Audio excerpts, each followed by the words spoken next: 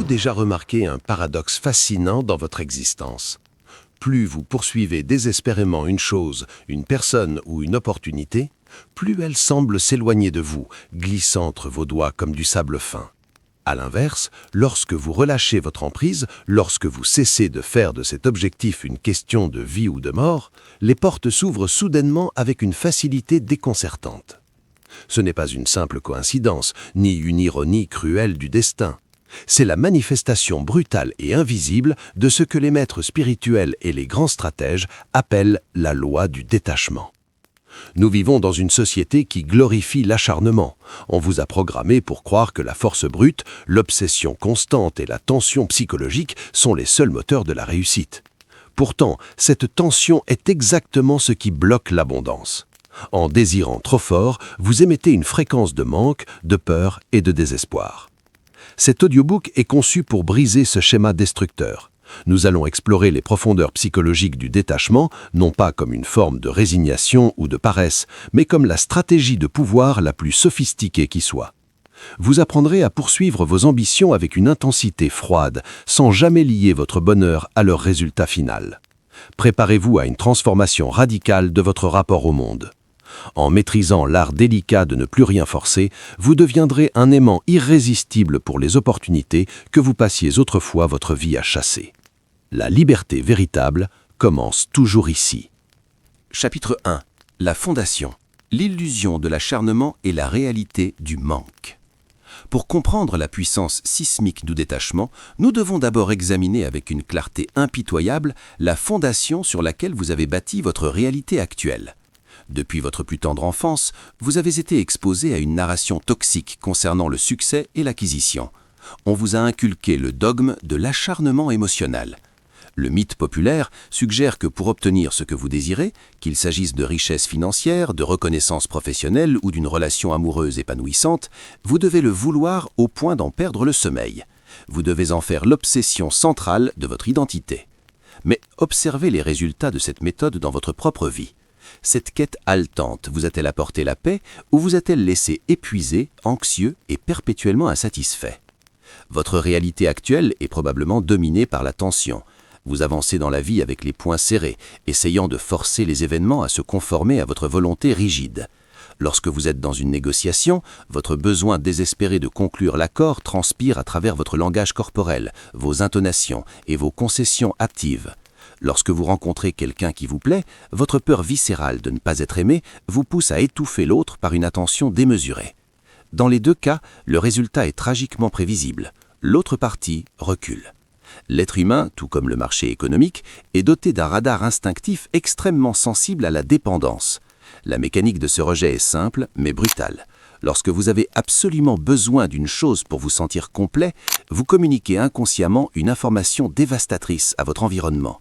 Vous signalez que vous êtes vide, que vous manquez de valeur intrinsèque et que vous attendez de l'extérieur qu'il vienne combler ce gouffre. C'est l'énergie du manque. Or, l'énergie du manque repousse inévitablement l'abondance. Vous devenez comme un trou noir émotionnel, aspirant l'énergie de ceux qui vous entourent. Personne n'a envie de faire des affaires, de s'associer ou de partager sa vie avec un individu dont la stabilité psychologique dépend entièrement de l'issue d'une transaction. Prenez l'exemple du vendeur désespéré face à l'expert indifférent. Le vendeur qui a besoin de sa commission pour payer son loyer va parler trop vite, insister lourdement et utiliser des techniques de manipulation évidentes. Le client sent cette pression et se braque car il se sent traqué. À l'opposé, l'expert qui connaît la valeur de son produit et qui est financièrement et émotionnellement sécurisé présente son offre avec un calme olympien. Si le client refuse, l'expert sourit et passe au suivant sans une once de regret. Paradoxalement, c'est cette absence de besoin, cette froideur professionnelle qui rassure le client et le pousse à acheter. L'indifférence au résultat crée une aura de haute valeur. La fondation de votre souffrance actuelle réside dans cette confusion fatale entre l'intention et l'attachement. Vous confondez le fait d'avoir un but avec le fait d'être enchaîné à ce but. Vous croyez que si vous relâchez la pression, vous perdrez votre motivation et vous sombrerez dans l'apathie. C'est le mensonge le plus tenace de l'ego. L'ego vous persuade que le contrôle total est la seule protection contre le chaos. Il vous maintient dans un état de vigilance épuisant, vous forçant à micro-gérer chaque aspect de votre existence. Tant que vous opérerez depuis cette fondation de peur et de contrôle, vous resterez un prisonnier de vos propres désirs. Pour inverser cette dynamique, vous devez d'abord reconnaître l'échec cuisant de l'acharnement émotionnel. L'univers ne cède pas à la force brute de la panique, il répond à la résonance magnétique de la certitude calme. Votre première mission est d'accepter de desserrer les poings. Chapitre 2. Le problème profond. La dissonance vibratoire et l'ego tyran. Si le détachement est une loi universelle si évidente, pourquoi est-il si atrocement difficile à pratiquer ? Le problème profond ne réside pas dans une incapacité intellectuelle à comprendre le concept, mais dans une blessure narcissique fondamentale orchestrée par l'ego. Le véritable obstacle à votre libération est l'illusion tenace que votre valeur en tant qu'être humain est conditionnelle. Vous avez secrètement conditionné votre droit au bonheur et à l'estime de soi à l'obtention de résultats extérieurs. Je serai digne de respect quand j'aurai ce poste. Je serai complet quand je trouverai le partenaire idéal. Je serai en sécurité quand mon compte en banque affichera ce montant. C'est ici que le piège se referme. En liant votre identité à un objet extérieur, vous conférez à cet objet un pouvoir de vie ou de mort sur votre psyché. Dès lors, le détachement devient psychologiquement impossible. Comment pourriez-vous vous détacher d'une chose si vous croyez que votre survie émotionnelle en dépend ? L'ego transforme chaque ambition en une menace existentielle. Si vous échouez, ce n'est plus un simple revers stratégique, c'est une annihilation de votre personne. C'est cette dramatisation constante qui génère l'anxiété paralysante et la nécessité de forcer les choses. Vous ne poursuivez plus un objectif par joie ou par passion, vous le poursuivez pour combler un vide existentiel. Vous êtes en mode de survie perpétuelle. Cette dynamique crée une dissonance vibratoire majeure. D'un côté, votre esprit conscient déclare vouloir la réussite, l'amour ou la paix. De l'autre, votre subconscient, terrifié à l'idée de l'échec, hurle au monde entier que vous êtes en danger. Et le monde réagit toujours à votre état émotionnel dominant, jamais à vos paroles de surface. Le besoin désespéré est bruyant, il est chaotique, il est inesthétique.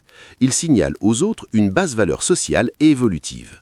Lorsque vous vous accrochez viscéralement à une personne ou à une situation, vous étouffez l'espace nécessaire à l'évolution naturelle des choses.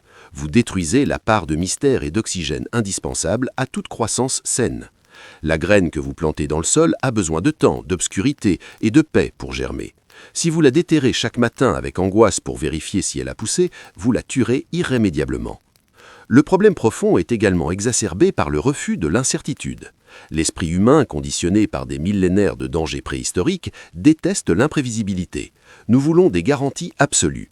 L'attachement est la vaine tentative de l'ego de figer une réalité qui est par nature fluide et impermanente. En essayant de tout contrôler, vous entrez en guerre contre la nature même de l'univers. C'est une guerre que vous ne pouvez pas gagner et dont le seul butin est l'épuisement chronique. Vous gaspillez des quantités astronomiques d'énergie mentale à imaginer les pires scénarios et à tenter de les prévenir, au lieu d'utiliser cette énergie pour exceller dans le moment présent. La vérité cachée, celle que les individus les plus puissants de cette planète ont intégrée, est que le véritable pouvoir naît dans l'acceptation totale de l'incertitude. Le paradoxe suprême de la loi du détachement est le suivant. Vous n'obtiendrez le pouvoir absolu sur votre vie que le jour où vous accepterez de perdre le contrôle sur les résultats. Tant que vous refusez l'éventualité de l'échec, vous êtes l'esclave de cet échec. Le problème profond n'est pas l'absence de l'objet désiré, mais la présence écrasante de votre besoin de le posséder pour exister. Pour briser cette chaîne, vous devez démanteler le tribunal de votre ego. Vous devez séparer de manière chirurgicale votre valeur intrinsèque inébranlable des fluctuations imprévisibles du monde matériel. Vous êtes entier, indépendamment de ce qui vient ou de ce qui part. Chapitre 3. La transformation, la méthodologie de l'action souveraine. Comment passer de la théorie séduisante à la pratique implacable ? La transformation vers l'état de détachement absolu exige une méthodologie rigoureuse, un recalibrage complet de votre système de navigation interne. Cette nouvelle approche s'appelle l'action souveraine. L'action souveraine est l'art d'investir 100% de votre énergie dans l'exécution d'une tâche, tout en investissant 0% de votre énergie dans l'angoisse du résultat. C'est l'équilibre parfait entre une implication intense et une indifférence majestueuse.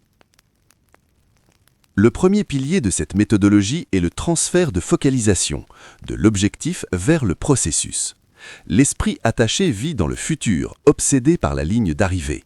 L'esprit détaché vit dans le présent, immergé dans la qualité de la marche. Si vous êtes un entrepreneur, votre but n'est plus de faire 1 million d'euros, car ce résultat dépend de variables externes, le marché, les concurrents, la conjoncture.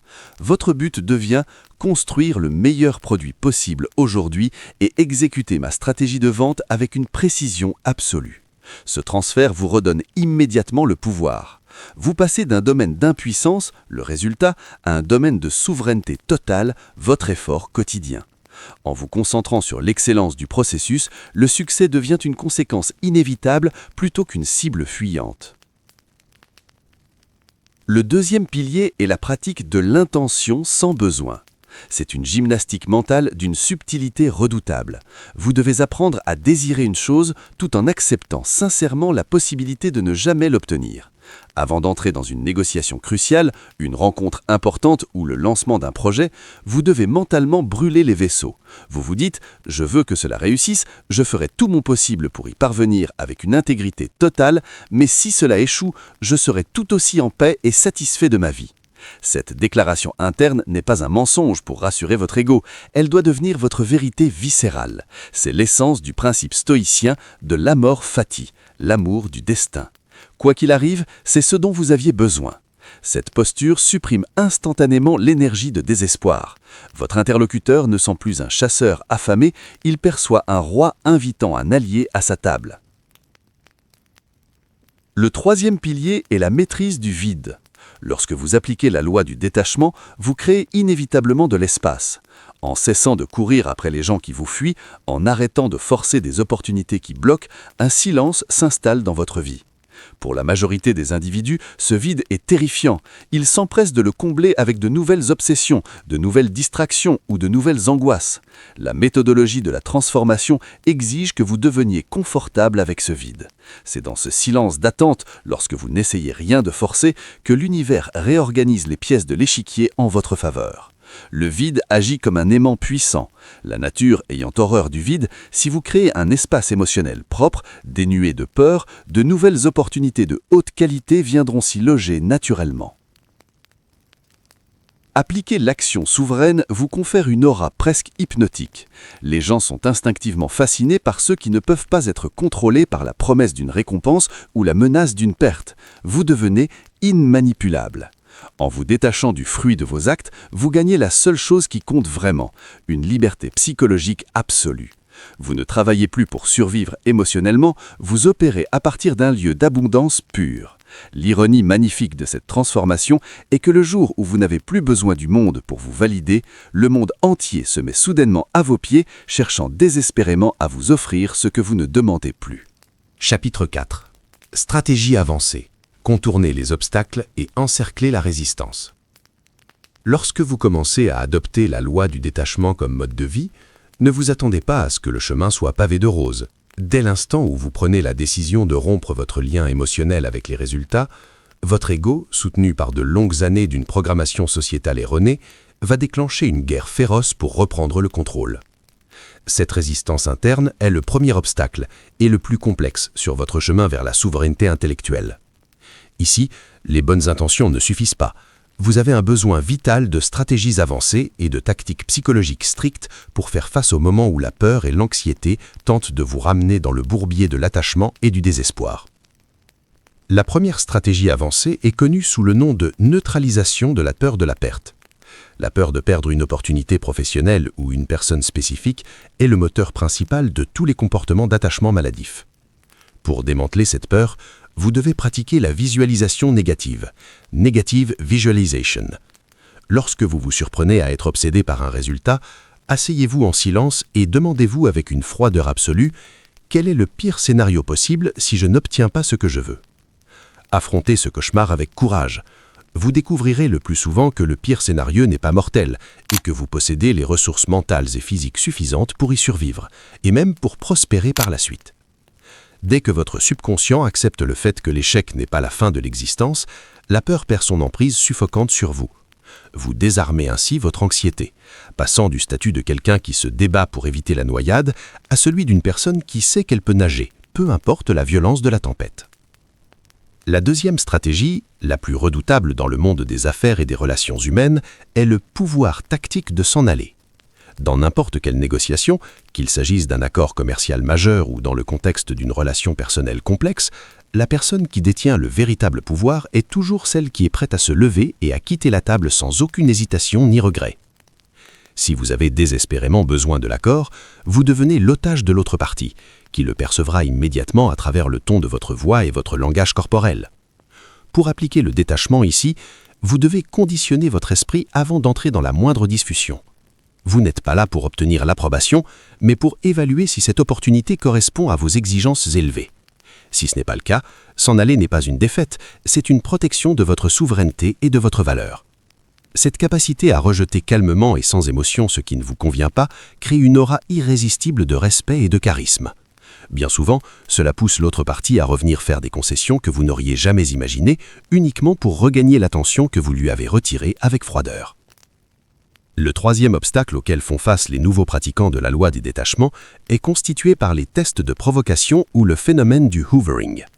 Lorsque vous commencez à ignorer les personnes toxiques ou à cesser de poursuivre des objectifs épuisants, l'univers va vous tester. Cette personne qui vous ignorait reviendra vous envoyer un message ambigu ou une fausse opportunité attrayante apparaîtra pour vous ramener dans la même spirale d'anxiété.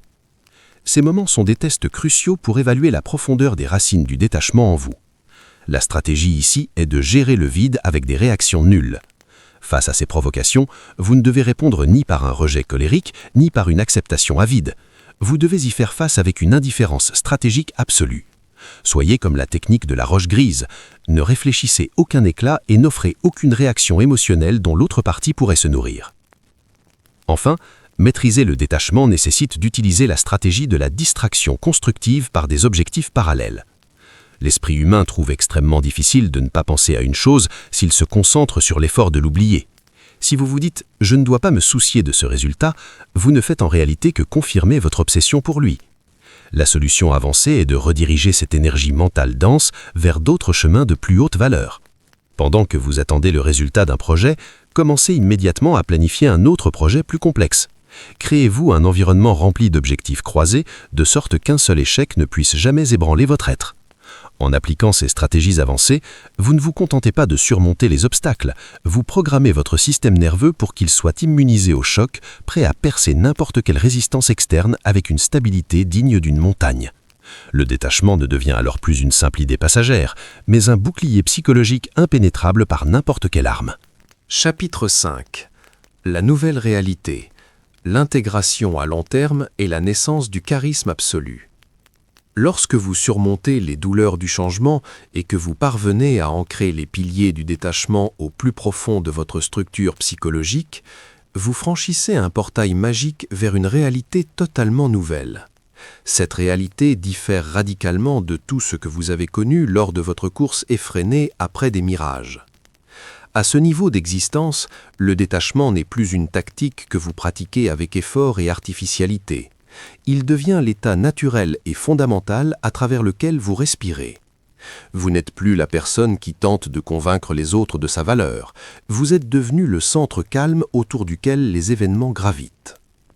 L'intégration à long terme de la loi du détachement entraîne la naissance de ce que nous appelons le charisme absolu, un état d'abondance intellectuelle et matérielle qui s'écoule vers vous sans la moindre friction interne. Le trait le plus marquant de cette nouvelle réalité est de vivre dans un état de flux cosmique, state of flow. Vous avez cessé de nager à contre-courant, vous ne gaspillez plus vos précieuses énergies mentales à essayer de changer l'esprit de personnes qui ne veulent pas changer, ou à forcer des circonstances défavorables à s'adapter à vos désirs étroits. Au lieu de cela, vous repérez les opportunités avec une intelligence aiguisée, vous intervenez avec un effort concentré et réfléchi, puis vous vous mettez de côté pour laisser les lois de la nature suivre leur cours. Cet abandon conscient ne signifie pas se résigner à la défaite, il signifie avoir une confiance absolue dans vos capacités et dans le processus lui-même. Vous découvrirez que beaucoup de vos plus grandes victoires surviendront au moment où vous déciderez sincèrement que vous ne vous souciez plus du résultat et que vous êtes heureux et satisfait de ce que vous possédez déjà. Dans cette réalité, les dynamiques de vos relations sociales et professionnelles se transforment de manière dramatique. Étant donné que vous vous êtes délesté du besoin désespéré de mendier l'approbation des autres, votre aura personnelle devient totalement exempte des fréquences de peur et de tension. Les gens, par instinct, sont puissamment attirés par les individus qui irradient d'indépendance émotionnelle et de sérénité. Vous constaterez que les clients qui tergiversaient auparavant vous pourchassent maintenant pour signer des contrats. Vous remarquerez que les personnes qui vous dévalorisaient s'efforcent désormais de gagner votre attention et votre respect. Quand vous n'avez besoin de rien de personne, tout le monde se retrouve à avoir besoin du calme et de la clarté que vous possédez. L'absence de besoin est la forme la plus élevée du pouvoir d'attraction dans l'univers. De plus, la nouvelle réalité vous confère une formidable immunité psychologique contre les déceptions. Les objectifs non atteints, les projets qui ont trébuché et les relations qui se sont terminées ne constituent plus des coups mortels portés au cœur de votre identité. Ils se transforment simplement en données et informations analytiques qui vous aident à corriger votre trajectoire à l'avenir. L'échec perd son dard poisonné car il n'est plus lié à votre valeur personnelle. Vous savez avec une certitude absolue que vous êtes une entité complète et indépendante et que vos succès comme vos échecs ne sont que des expériences qui vous traversent sans définir votre essence. Cette libération de l'esclavage des résultats vous donne un courage inédit pour prendre de plus grands risques et lancer de projets plus audacieux, tout simplement parce que vous ne redoutez plus les conséquences d'un échec éphémère. En fin de compte, atteindre cette réalité équivaut à reconquérir le trône de votre souveraineté usurpée. Vous ne contrôlez pas le monde extérieur, et vous n'y parviendrez jamais, mais vous avez maîtrisé le contrôle absolu de votre monde intérieur. C'est la véritable gloire à laquelle aspirent les sages. Vous êtes devenu comme une montagne majestueuse battue de toutes parts par les vents, mais qui ne vacille pas ni ne s'en émeut. La loi du détachement n'est pas un appel à un ascétisme passif face à la vie, c'est le plus haut degré d'appréciation de celle-ci. Lorsque vous cessez de vouloir posséder les choses par la force, les choses commencent à s'offrir à vous de plein gré et avec fluidité. Vous vivez désormais libre, invulnérable et rayonnant d'une force invincible, la force de celui qui ne demande rien et qui, par conséquent, possède tout. Nous sommes arrivés au terme de ce voyage profond à travers l'exploration de la loi du détachement. Vous avez maintenant compris que le véritable pouvoir ne réside pas dans un attachement désespéré aux choses, mais dans la capacité absolue à s'en défaire. Le charisme que vous recherchez dans votre vie professionnelle et personnelle naît du ventre de cette paix intérieure, froide et calculée. Lorsque vous cesserez de chasser des opportunités avec avidité, et que vous dirigerez toute cette énergie vers la construction de votre valeur personnelle et la maîtrise de votre travail, le tissu de votre réalité changera du tout au tout. Vous remarquerez comment les portes fermées commencent à s'ouvrir d'elles-mêmes, et comment les gens sont attirés par votre calme et votre confiance inébranlable. Ne laissez pas cette philosophie s'arrêter au bord de l'écoute. Faites-en votre bouclier dans chaque négociation, dans chaque relation et dans chaque ambition. Si cet audiobook a illuminé dans votre esprit une nouvelle voie vers la souveraineté intellectuelle et la véritable abondance, je vous invite vivement à vous abonner à la chaîne et à partager ce contenu avec ceux qui ont besoin de se libérer des chaînes de l'attachement. Laissez-nous un commentaire décrivant la première mesure que vous prendrez pour appliquer la loi du détachement dans votre vie aujourd'hui. Merci pour votre écoute et rappelez-vous toujours, celui qui ne craint pas de perdre possède le monde entier.